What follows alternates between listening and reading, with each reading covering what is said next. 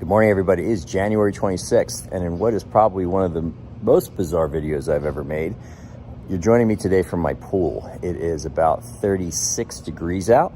My pool water is about 45 degrees out, and you might ask, what am I doing creating this video from here? Well, I was kind of interested at the tail end of last year doing these ice bath challenges, and before I invested in getting like the giant ice bin or the cooled water spas or these other things, I was like, you know what, let's try it in my pool. At the time around New Year's, my pool was about 52 degrees. We've had a real cold spell in Arizona, so the pool water now is about in the mid 40s. But here's today's point. I've actually really noticed some significant health effects from this. Generally speaking, when my kids don't keep me up in the middle of the night, I've slept a lot better. I track like heart rate variance and pulse rates and things like that. Those numbers have all improved.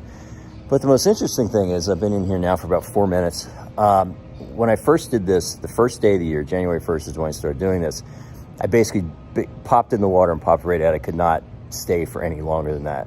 But you definitely build up a tolerance. And I think it's almost like any sort of uncomfortable thing in life. It becomes less comfortable the more that you kind of engage in and do it.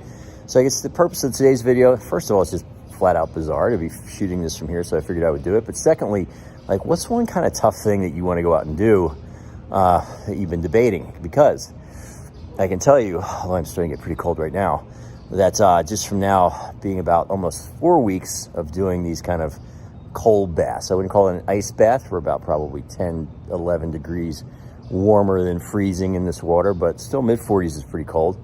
But take that first step and you will definitely build up some endurance with whatever that might be. If this was weird, leave a comment. If you enjoyed this, leave a comment. But it definitely has me thinking about, like, what am I going to do now when it gets hot in Arizona, which it does, and my pool water is no longer 45 degrees and it becomes 85 or even sometimes 90 degrees. What am I going to do? And I'm shopping for ice baths. Take care, everybody. Talk to you soon.